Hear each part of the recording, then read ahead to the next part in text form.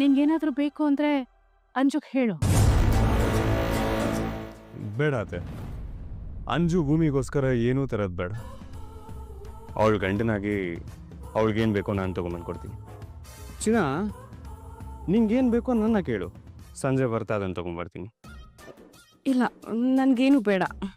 ಏಯ್, ಎಲ್ಲರೂ ಇದ್ದಾರೆ ಅಂತ ನಾಚ್ಕೋತಿದ್ಯಾ? ಸರಿ, ನಾನು ಹೋದ್ಮೇಲೆ ರೂಮಿಗೆ ಹೋಗಿ ಬಾಗಿಲು ಹಾಕ್ಕೊಂಡು ನನಗೆ ಕಾಲ್ ಮಾಡು. ಸ್ವಲ್ಪ ಹೊತ್ತು ಲವಿಡೋಗಿ ಮಾತಾಡೋಣ.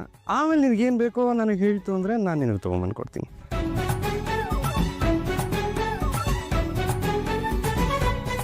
ಇನ್ನು ಅರ್ಧ ಗಂಟೆಗೆ ಫೋನ್ ಮಾಡಬೇಕು, ಮರಿಬಾರ್ದು. ಆಮೇಲೆ ಜಾಸ್ತಿ ಕೆಲಸ ಮಾಡ್ಕೋಗ್ಬೇಡ. ರೆಸ್ಟ್ ಮಾಡಬೇಕು. ಸಿ ಯು, ಲವ್ ಯು, ಬಾಯ್.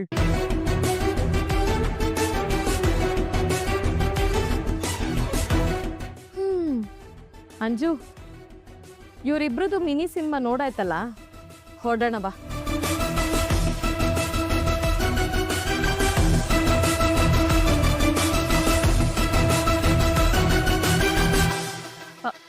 ಒಂದ್ ನಿಮಿಷ, ನಾನು ಬಂದೆ.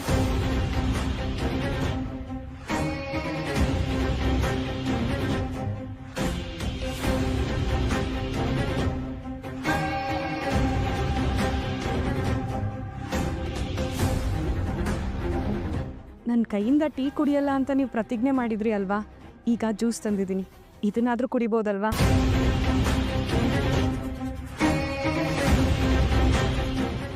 ಅಕ್ಕ, ನಿನ್ನ ಕೈ ಕಾಫಿ ಕುಡಿದು ತುಂಬ ದಿನ ಆಯಿತು.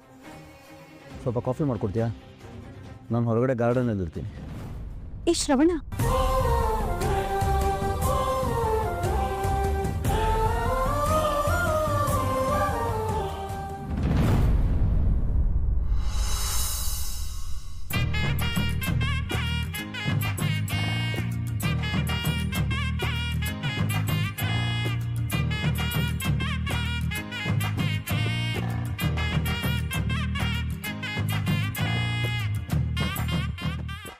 ಯಾಕೆ ಸತ್ಯಣ್ಣ ಹಾಗೆ ನೋಡ್ತೀರಾ? ಏನೋ ಹೊಸದಾಗಿ ನೋಡ್ತಿರೋ ಥರ?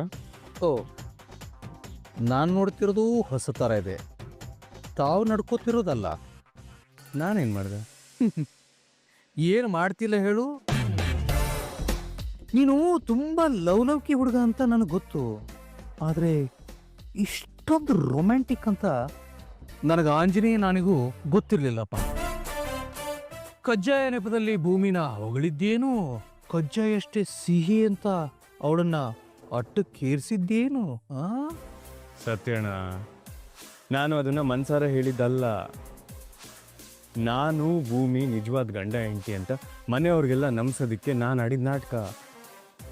ಎಷ್ಟೆಲ್ಲ ಅನಿವಾರ್ಯನ? ಅಂದ್ರೆ ಏನು ನಿಮ್ಮ ಮಾತಿನ ಅರ್ಥ?